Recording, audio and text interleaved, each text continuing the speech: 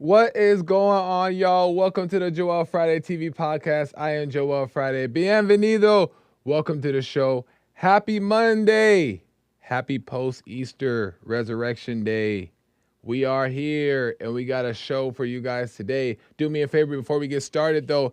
Hit that like button, smack it, lay the smack down on like, subscribe, and share button. Tell your peoples about the show so we can get the subscribers up and the message out. Do it now. You still have time. We're going to get into some Easter things and some other things. I'm going to tell you a little bit about what Easter means to me, and we're going to kind of go from there. And then I'll get to your super chats and all that stuff as well. Amazing stuff. It is a talk show, so at any time during the show, you can call in at 888-775-3773, 888-775-3773, and we could talk about whatever you want. We can get into it. And if for whatever reason you can't call in because you're at work or you're cooking or you're watching the kids, whatever you got going on, you can send a question or comment via buymeacoffee.com/JoelFridayTV. And there you can send your question or comment, or you can support the show, or go directly to YouTube and hit the super chat button in the live chat here, and you can send your question or comment there as well. And I will read it live on air. Those are always pretty fun. And I try to read them as they come in. Even if I stop the message, I try to read them as they come in. And if I'm making a good point, well, a good point to me, right? Then I'll make the point. But I like kind of reading them as they come, so I don't miss them. So you do have that option. Amazing stuff. Some announcements coming to you guys soon. I don't think I'll make it today, but I got some good news. If all works out and goes as planned, I have some good news for you guys that I'm not going to share today, but I have some good news.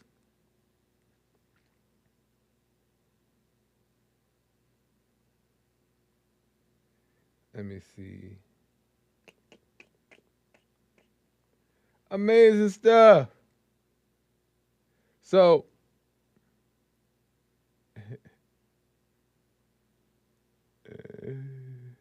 I'm already looking at the chat here. What's going on, chat? Shout out to the mod squad. Always holding it down in the live chat. As always. Hold on. Checking some stuff.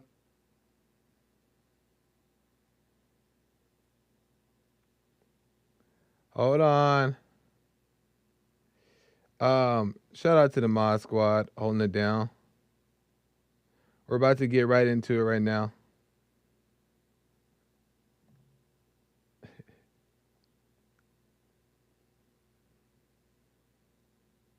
Boom. Okay. So I want to talk about a little about Easter and what the resurrection and all that stuff means to me. Now, it means a bunch of things.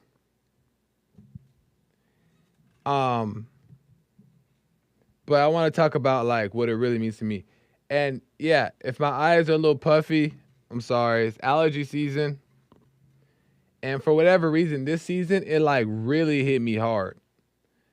And I haven't had allergies like this since I was real little. And well, not real little, but like teenager. And for whatever reason, this season in Los Angeles, it came like heavy. And it hit me and I got it. And it's just kind of been like this for a little while now, like a few weeks. Up and down and swelling and around the eyes and like kind of like on the arms a little bit. Like dry skin, like all kinds of crazy stuff. So if I look sleepy or I look drugged up, it's not true. I just got hit by the bug, and it's still going. So just ignore it. Focus on the message. Joelle, you need to eat your local honey so you get used to the allergies. I never have any problems with it. I mean, like, I won't say never. Like every once in a while, like it'll come up, but it's never like out of control. And yeah, once I like really started like changing my diet around, it took away a lot. I used to have asthma. I used to have eczema, all those things. But when I changed my diet around, start exercising. Well, I was always kind of exercising, but changed my diet around really. A lot of those things kind of stopped. I had knee problems, back problems, skin problems, this, that. A lot of that changed. Well, at least helped to alleviate a lot of those things. But like I said, this season, Lord have mercy. All that little health and fitness ain't do nothing for this one. But that's what's going on. COVID-19, COVID-24. Yo, mama. The He Black 19.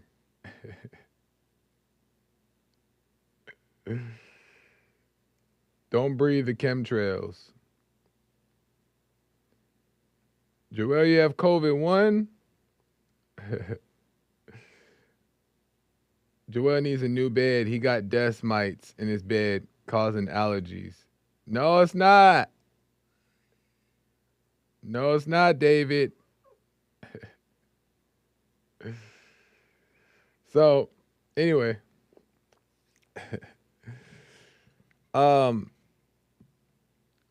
So I want to tell you guys a little bit of background of like what made sense to me like throughout the years of like just coming to Bond, leaving Bond for a second, coming back, and how that all ties into the message today is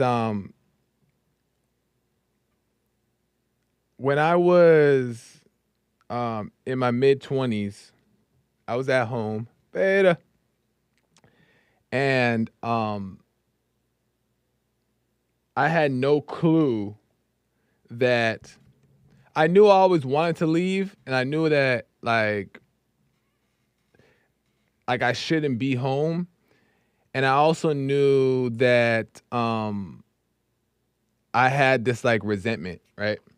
But I didn't know exactly the proper steps to take. So my mindset from since really 18, because I knew in the back of my head that I needed to move, like you should be moving out by 18, but I didn't really have the push or the drive.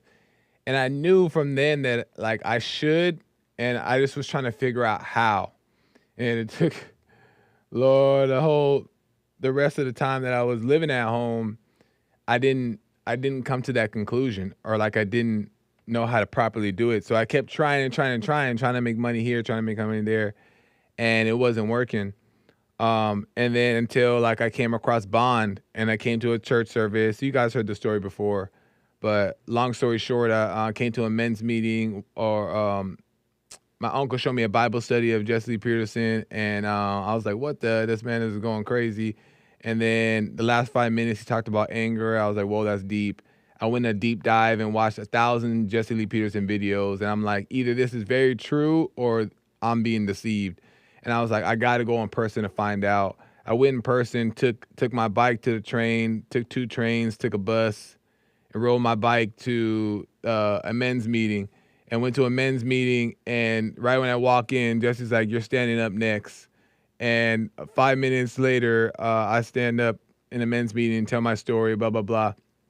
And then right after that, I was like, oh, this is where I need to be. Long story short, my first church, that same week I went to church. And that same week, that first church service, Jesse's like, you got to move out. And I was like, what the? And he was like, you can't be at home And he didn't force it upon me though. He was just kind of, drilling me how he normally does.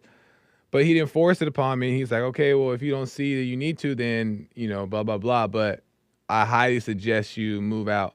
I ended up talking to Jesse after the church service, and I'm just trying to understand what he's saying. And I got home that day and it clicked. I gotta leave. 2 weeks later, he offered me a position at Bond. I got the job, and then 2 weeks after that, I got a car, and then I moved out. So life happened for me kind of fast at that point. When I got to Bond, it was like it was like going to college, right? But like if college was like the real deal. And it was like a complete education for me. Like it was insane. Like the things that I was learning and how quickly I was learning, like understanding forgiveness, understanding all these things. It was like a full education. And it also was like an answer to the reason why I felt such like an outcast growing up. But it was like a huge education for me. And a lot changed for me leaving home and going like being on my own, and then coming to the church, coming to meetings, coming to work. Like I was here like 6 days a week all the time. Bond, bond, bond, bond, bond. And I learned so much. And then after I think like 4 years I was here, almost 4 years, that's when I left. I was leaving. So coming to Bond was my education. It felt like going to college. And when I left, it felt like graduation, right? And when I left and kind of like just like got into the world, the real world, right? And this is where like my foundation started to come from. And I was like going through some horrible things, right? And not in the sense of like my life was being threatened, but just like horrible things in the sense of like I didn't know what I was doing. Hold on, let me move over. I didn't know what I was doing because I wasn't really taught how to survive on my own. I knew how to think. I knew how to think for myself, but I didn't really know how to like physically provide and do all these things. So I was like doing like all kinds of things, trying all kinds of different things. As a matter of fact, right when I left, for one, I was trying to become a cop. So as some of you guys know, I applied to be LAPD or LAPD, Los Angeles Police Department. It went all the way to the end. Took a year and a half, and they told me no. They're like, nah. But that was like right when I was leaving Bond, and then right when I left Bond, was doing Uber Eats. You know what I mean? Doing Uber Eats, and just because I just wanted to like go out in the world, right? Like I wanted to just it's just like the graduation thing. I just wanted to go, and I was doing Uber Eats and, making decent money, making enough money here and there, and paying the bills, work as much as I can. And from there, that's when the insurance thing came. And when the insurance thing came, I was doing that for a little while and stopped doing the Uber Eats because I was making a little bit of money on the side. And the insurance thing was paying me enough. You guys heard the story where I was making good enough money, and I was starting to get more involved, and I was going full time. But then I realized that the insurance thing wasn't for me. And I learned a lot in the insurance company as well, though, like as far as business structure and like just different things that helped me as well. But from there, I had to let that go. And then I got into car rental. So this is just in case those were wondering, where did Joel go when he left? This was all that was happening.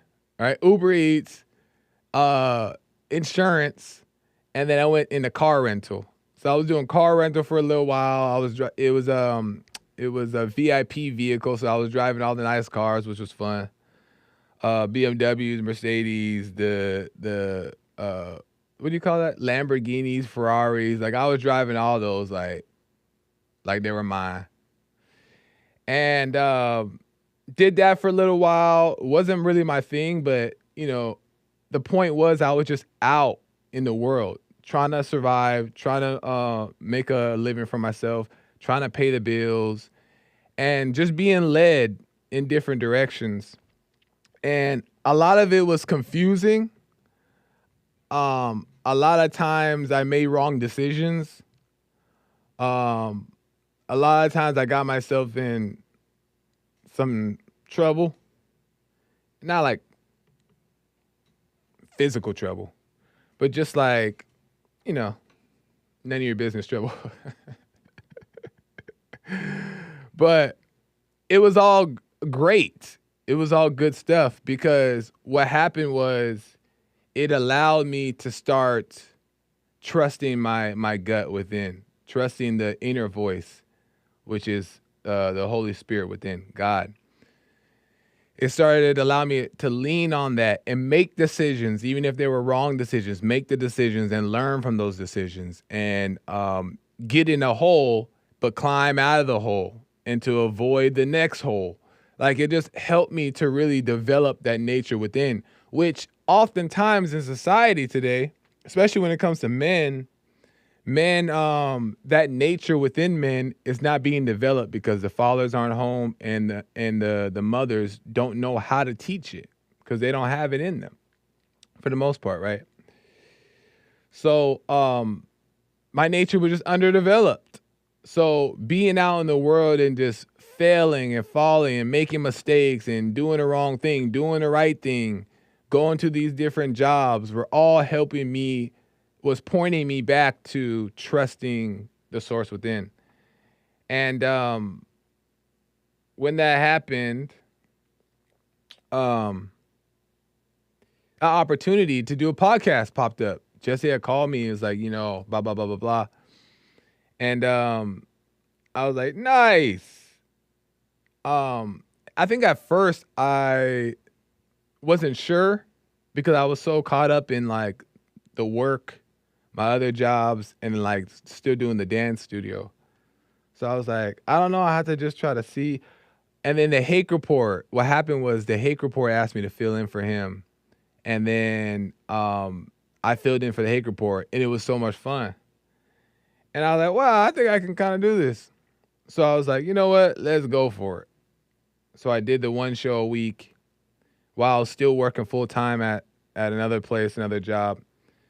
But all of this was like preparing me to return to and do the podcast full time, but just return in general. For one, I love Bond. I love the organization, and being at Bond even in the past into now, it always like made the most sense to me. Like I don't even know how to explain it, but it always made the most sense, and I always loved and appreciated the organization. I'm grateful for what Jesse Lee Peterson has done for my life and how he's helped me in all kinds of different ways. And I'm grateful for that. And I just get along with people here. You know what I mean? So it always kind of felt like a home. So, but I had to go out to see and learn, and like everything that I had learned from Bond, I had to be able to learn how to apply and find out like what makes sense for me and what is real, what is not. So getting out in the world is what helped me really like, it grounded me in my understanding of things. So yeah, to me, it seems like it was preparing me to come back and do the podcast and, all different things. So now I'm back here, but I say all that to say that when I left Bond the first time, it was Good Friday of 2021. and this was unintentional, right? This was coincidentally, it was Good Friday of 2021. And then that was my last day on the radio show. And then that Sunday was my last church, which was Easter. And that's when life was really starting to change again for me more. And I realized that what Easter means to me is that it's dying to the old and becoming anew. Like, um, as we know, Jesus died on the cross, but he died to the old nature, the ego nature. And he knew he had to do that in order to continue to, or to live. And just little segments of my life, whether it be the Uber Eats. What the?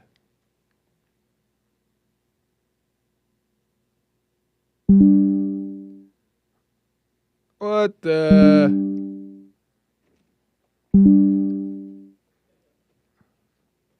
I think it's done now. You good? Yeah. This thing just started freaking out. Sorry, man. Not sure. It's all good. I think it's fine now. Anyway, sorry guys. You were on Uber Eats. Oh yeah. So, yeah, Uber Eats, either whether it was Uber Eats or insurance or whatever it was, those were like times, like seasons of my life that I had to go to and die to.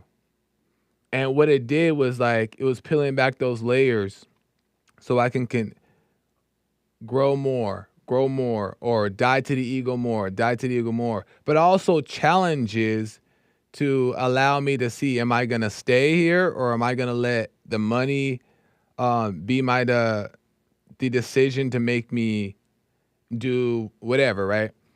Those were like opportunities for me to grow.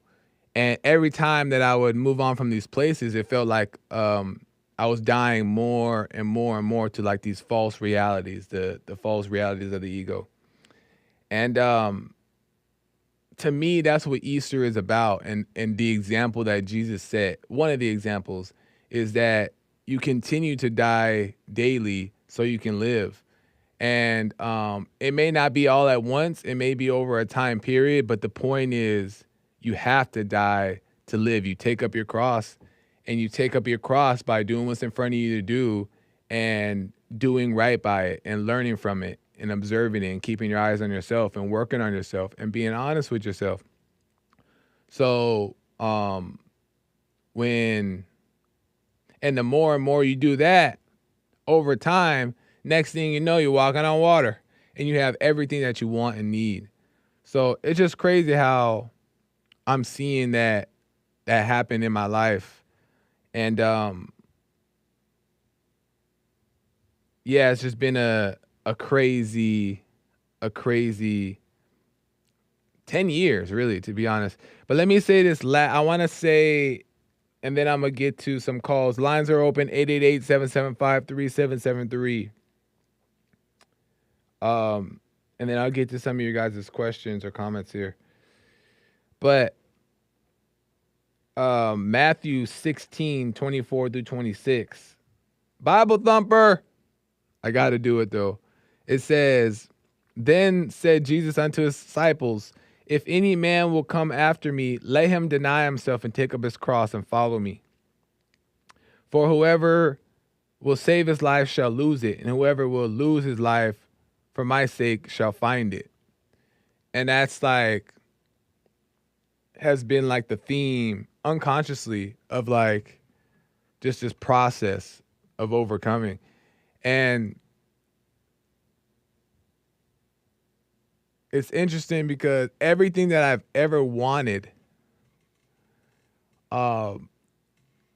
would always be never given to me. And I used to be so frustrated. I'd be like, why can't I have this? Why can't I have that? Whether it be like bunch of money or fancy things or certain like whatever, right? I would always want these things, but they would never be given to me. And I used to be frustrated by that. But I didn't know at the time that that God was just saving me from those things.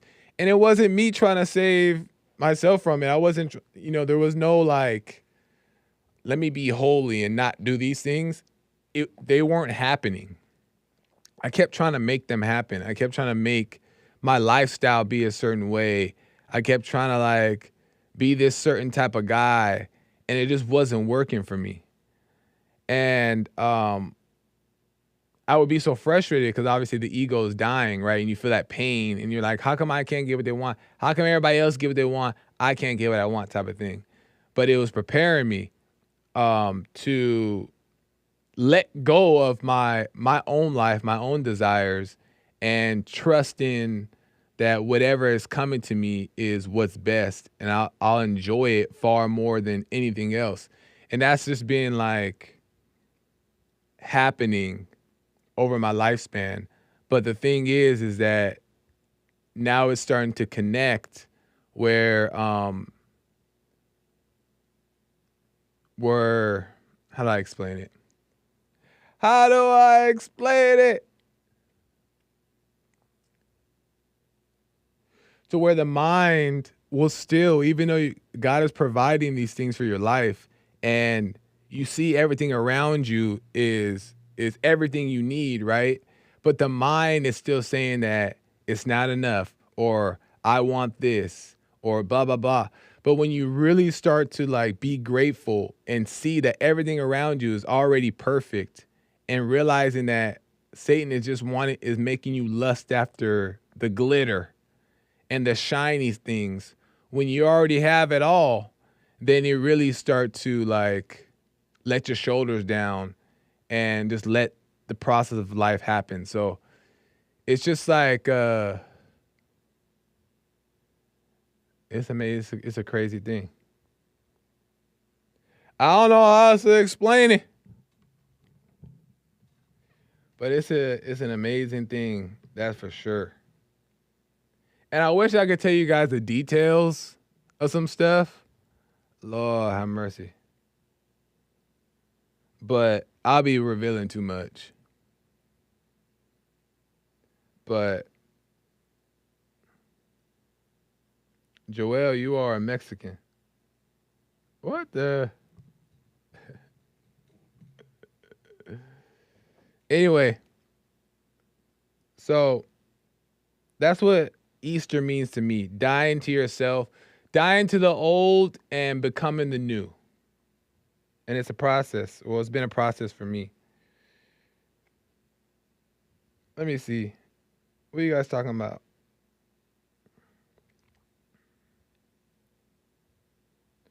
Joel, do you identify with the group?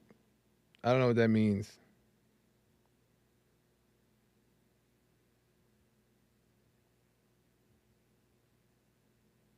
I will tell you guys this. I'm going to tell you guys this. I'll tell you guys one detail. When I tell you that I was so beta when it comes to the ladies, I don't even, if I told you guys the half of it, you guys would not watch my podcast.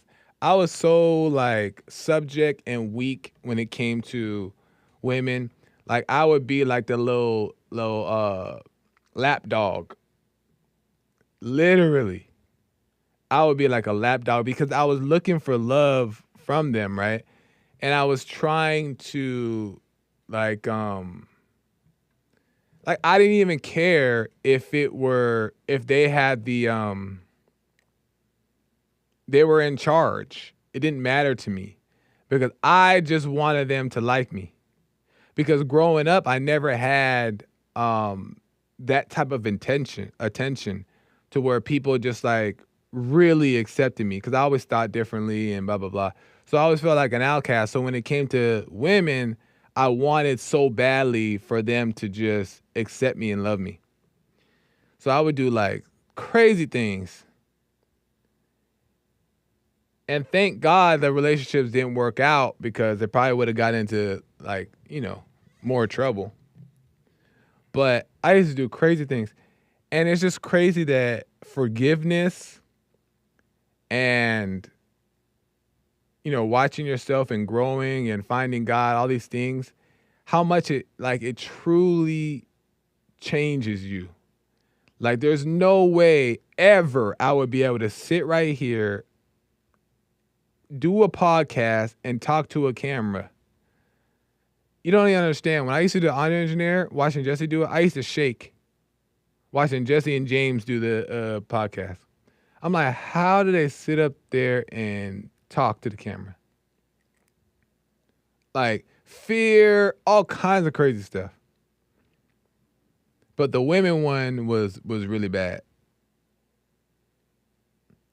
But as soon as I forgave my mom, that one really is the one that like really changed.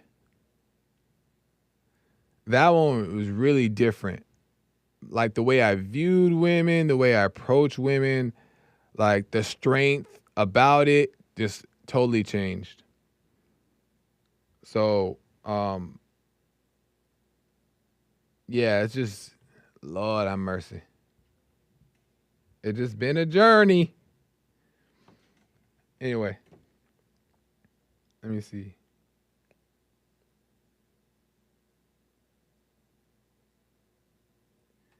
I think I read this one.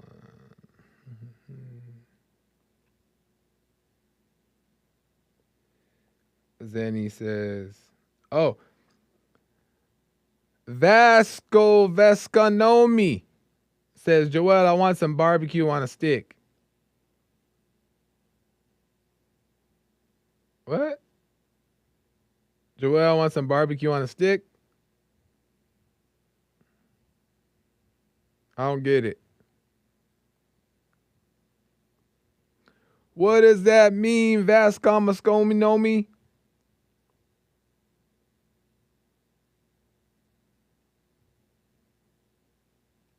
But I appreciate the donation. I'm still trying to think what that means. But I want some too. Appreciate it. Oh, he sends another one. Joel, give me some barbecue.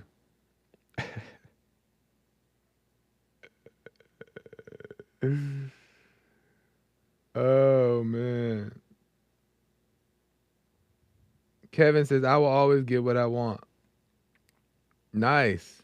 More power to you.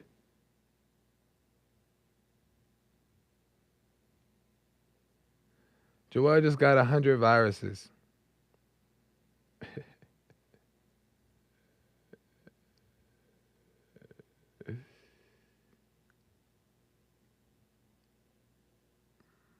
Amazing stuff. It's been a whirlwind journey, Joel. Blessed. Yeah. Yeah, it's been a crazy thing. There was a point that I was going to make about last week's show, learned about dropping morals and values, that I wanted to bring to you guys today. But I'm trying to remember what that was. What was it? Because over the weekend, I was talking to some family members, and we were talking about dropping morals and values. And does anybody truly understand what that means, dropping the morals and values? Like truly allowing yourself to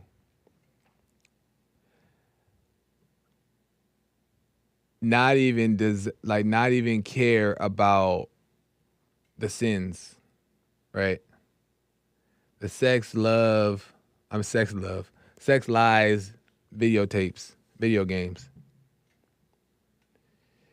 And really just let yourself live. Did anybody truly understand what that means after the JLP show or after we talked about it last week on the Joel Friday TV podcast? Because, man, I learned so much about that I wanted to tell you guys about, but I forgot the point I was going to make. C-Sal says, wow, thank you for sharing, Joel. We are all more alike than we know. Glory to God for taking us out of the fallen state. Right on, C-Sal. I appreciate it. 100%. 100%. And I know that a lot of us have a similar story, just in different ways. or taking a different route to get to the same destination. And that's why I appreciate coming on to the podcast and speaking with you guys, because I know you guys relate. You guys can relate. So thank you, C-Sal. I appreciate it. Keep holding it down, my squad. David C says, you better than that simp mess, Joel. I'm glad you overcame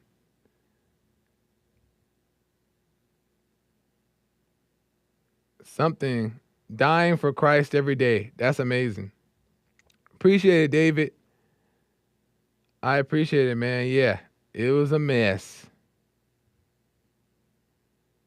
It was a mess.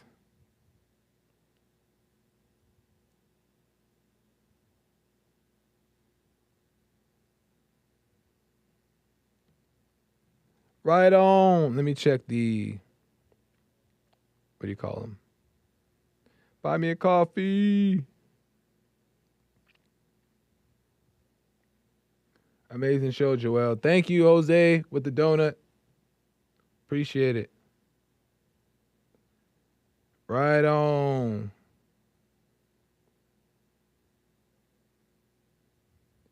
Let me see here.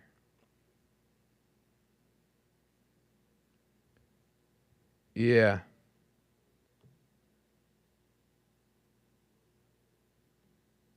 I love also how um the message of salvation is of the heart too. And I was talking to yesterday, I went to some family to my mom's house and saw a bunch of family members,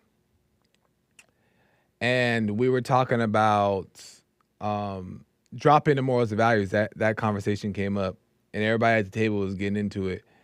And what was so interesting is that how Jesus has said from the beginning, and this is not taught in the churches at all, to that the salvation is of the heart.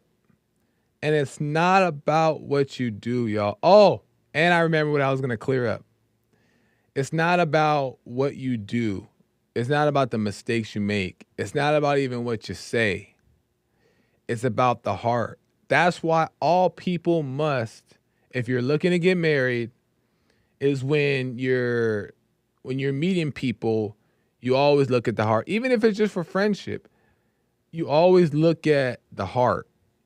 Because when you see somebody for who they truly are, then you can care less about the things they do or say. Like, those things don't have an effect on you. Why? Because you see that they mean well. You see the potential. You see that their intention. And when you can see that, especially for like, and I highly suggest this for like the women looking for the right men, because it doesn't matter his circumstances. And I know that's a huge thing for women. Women like a guy to have, and not all women, but women like a guy to have money. Can he provide? Does he have a house? Does he drive a decent car? None of that matters. Zero. Zero. Because guess what? If he has it, he can lose it at any point. You see all these tornadoes and earthquakes we be having around the world. All that can be gone in a second. But is the man's heart in the right place to where he can get it back again, or he can still provide for his family? Or, most importantly, is his mind sound? Does he have a sound mind? Is he doing the right thing? Is he trusting in God? Does he have faith? Can he lead the family? Is he an example? These things are what important. And when you look at the heart, you'll see where the man is going. Or you'll see if the woman is gonna work on herself. So when you guys get married, you're not catching so much hell. You know what I mean? You guys can have like a strong foundation, a friendship. That is what is important. That's why salvation is of the heart.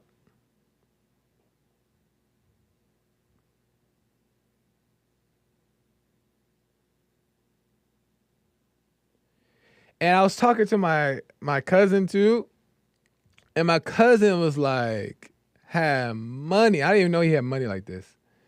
My cousin had so much money, and he you know, the he's in business for himself, and he has so much money, right?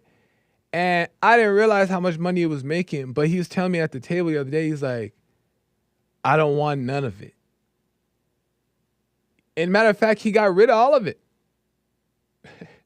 Meaning like his business, like he's done with it because his family is in shambles, right? He's married with children. His family is not together.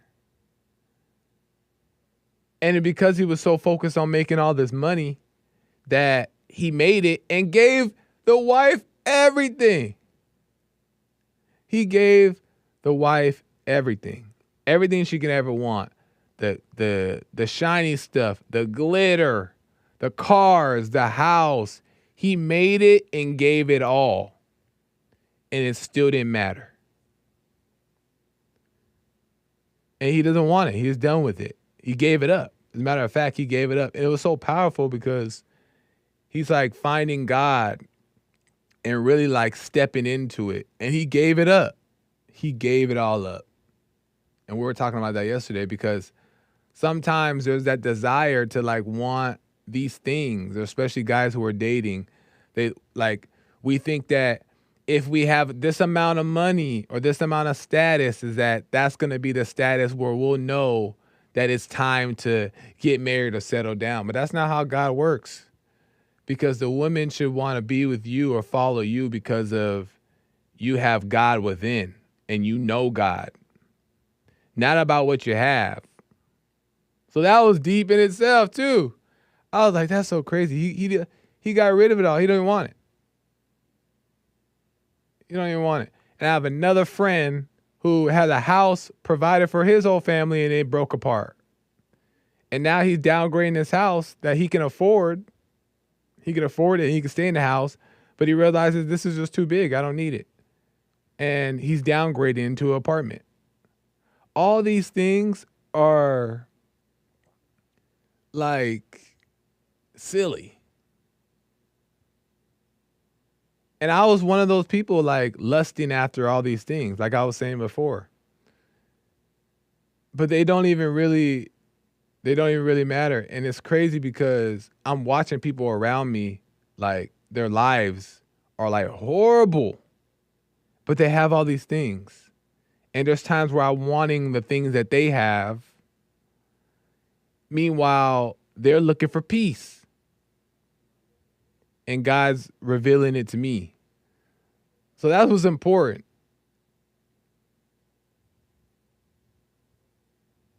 You know what I mean? Zorak90 says, I'll drop all my possessions a dime. I don't even care about them anymore.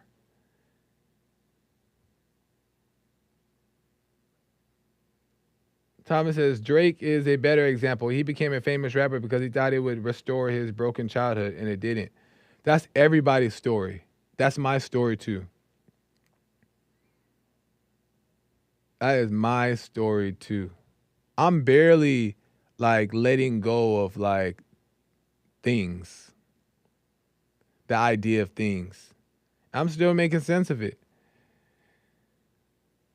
because we're not taught these things. At least I wasn't. Some of you guys might have had some proper teachings growing up, but it's just so crazy is that you can have everything and hate your life. And that's pretty evident. So we talked about that. It was fellowship yesterday at Mama House. I'm telling you, we were getting into it. Some stuff. Birdie Bound Brian says, I'm still making sense of it too, Joel. Yeah. Yeah, because the world is like as promoted these things so much, as even if we intellectually know that, okay, money is not nothing, there's still, at least in me, there's still this desire to want to find out. I know money ain't everything, but let me just find out. You know what I mean? And that's also lack of faith. So the mission should always be to find God, but perfect peace. That should always be the mission and the only mission.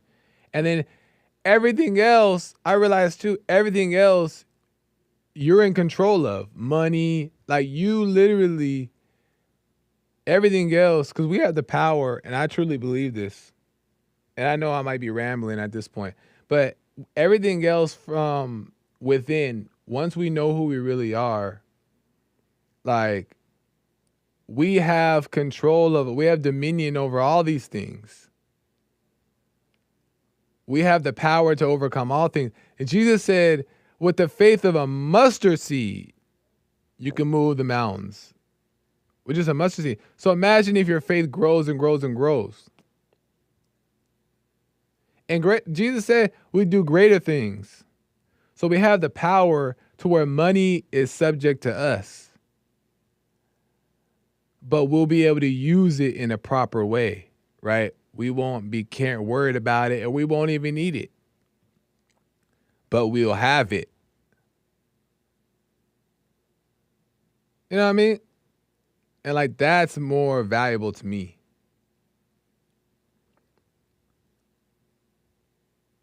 And I'm like getting glimpses of these along the journey. And I'm like, wow, that's deep.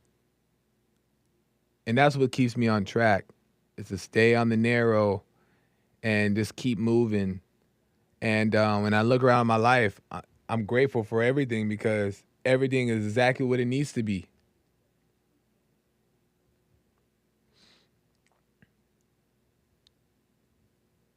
So, and life is also about moving out on your own, is about making a life for yourself. It's not about how big or small you have, right? It's about making a life for yourself, providing for yourself.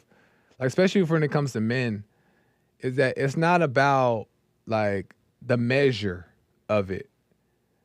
It's about more so making a life for yourself. And even if you have a box on a side of the freeway, right? Well, not literally, but you get the metaphor. Is that even if you have something small, like we still should be grateful that we are surviving in that way. Meaning like we're paying the bills, we're on our own, we're making a life for ourselves. And then we'll be able to grow into the things as more things come, like a wife or a child. We'll grow into these things. But life is not about who has the bigger house or who even owns a home. Of course, that's nice. That's great. But it's about being on your own, surviving on your own, being independent. You know what I mean? Providing for yourself. Standing on your own 2 feet, spiritually and physically. That's what it's about.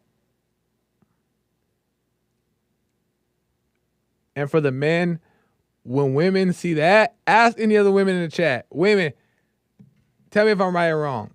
Is that when a woman sees a man who stands firm and is confident in wherever he's at, whether he has a little small apartment or he has a big mansion, if she sees a man who is confident and standing firm and believes in God and is strong,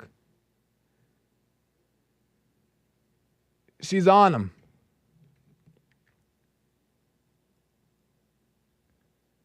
She's attracted to him. She's drawn to him. Ladies, am I wrong? It doesn't matter if he has a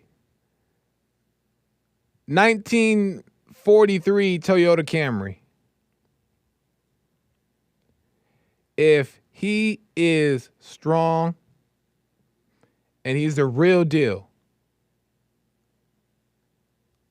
the ladies love it. And the wife will be drawn to you, and she will follow you because she sees the light in you. If she's a real deal, if she's a real woman. Am I lying? Ladies in the chat, let me know if I'm lying, ladies, so I can correct it. See, Sal says, you're too right, Joel. I'm telling you.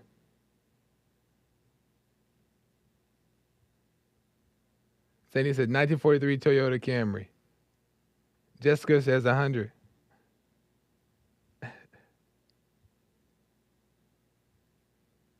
Ivana says bonus points if he's funny. I'm telling I'm telling you. You will have, it's just, that's what's important.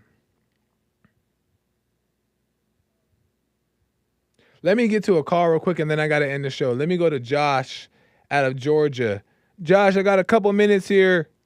Yeah. Welcome to the show, man. Hey, what's up, man? Thanks for having me, man. Yeah, no problem. Yes, sir. I like the conversation about like a house. Like nowadays, like I see that same thing too, where like I don't see where it's worth it to like for well, especially a single guy like Right. me with no kids. Like I don't see the worth of doing a 30-year mortgage on a house. You know the value of it, right? Yeah. Yeah. But it's like, I don't know, that it seems like a scam with the high taxes and all the what they call it, urban housing and development now. So it's like, that's a big thing nowadays. Because I think most guys do that in order to impress a woman. Yeah, that's really what it comes down to. That's really what it comes down to. And let me just say, to get a woman, right, to get the woman. That's really what it comes down. Every desire I had for those things was because I wanted to impress the girl in some kind of way, even if it was unconscious or conscious. But I'll say this really quick is that it's also, it's not that it's wrong to buy a home and like because a lot of people you can it can be an investment as well. But the thing is that when it's a natural thing, because and I agree with what you're saying, because at the same time you get this house and you're a single guy, you get this house, you gotta clean that house. You know what I mean? Like maintain it. You gotta maintain it. You gotta mow the lawn. You gotta do these things, like, or even if you're not mowing it, you're paying for somebody. All these things are like unnecessary if they're not happening as they're supposed to. So it's like, yeah, a big house sounds nice, but that means big rooms. That means multiple bathrooms. That means you're cleaning it. You know what I mean? Yeah, utility bills, man, heating it, making sure all the electricity bills, I don't know, roofing and all. It's like maintaining a car is just a lot by itself, but a whole house, it's just like you basically got to become a construction worker. I don't know. Yeah, but that I hear Jesse's story where he said he was 25 and he was a single guy, or well, I guess he had a son, but said he just bought a house, so. But that was his mentality, Our millennial mentality is like, we trying to live with mama, right? I moved out of my mama's house when I was 29, No, yeah, exactly. 29, still living with mama, So. And I'm gonna ask Jesse too. I'm gonna ask, what was that experience like as a single person by yourself with a big house? Whole house. Yeah, I'm gonna ask him and see what he says about it. But it is a big responsibility. Yeah. I know what it's like to have something small, and it's a big responsibility. So. It's just all these like things that are just, given top for the wrong reasons. But I appreciate it, Josh. Hate to cut you off, but I gotta end the show. Okay. Cool, man. I appreciate you. Yeah, man. Thanks for calling me again. Yes, sir. All right. Amazing stuff. Jesse bought a house for 25 blueberries, says Ivana. Ivana's hilarious. I gotta end, y'all. American Anchor Baby's coming in. Joel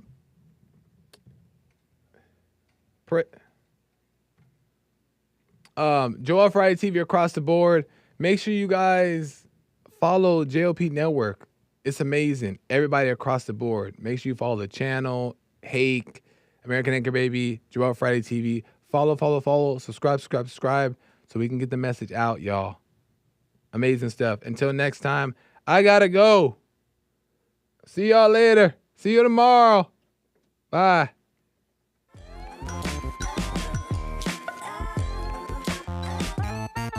This. Oh, shoot.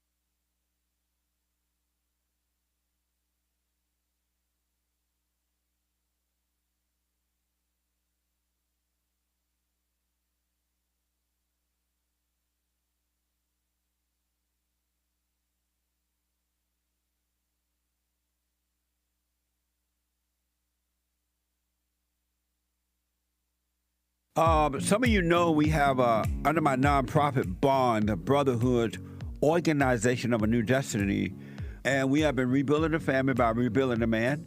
We have a home for young men. We tutor, we counsel, we help find jobs. We have church services. We have men's forums the first Thursday night of every month. We also have women's forum the third Thursday night of every month. And Sunday morning meetings for everybody, men, women, and children, everybody. And it's growing. It's growing. So, and for those who have stuck in there, they're doing amazing things. Those who want quick fix, they're not, right? Everything is a growing thing. You grow into love. You grow into life. You grow into wealth. You grow into everything, right? So check us out on rebuildingtheman.com, rebuildingtheman.com, all right? Or call 800-411-BOND. I noticed after a while that when these guys overcome their anger, they have amazing ideas about starting a business, but because they've been told that if you don't get a loan from the bank or if you don't have a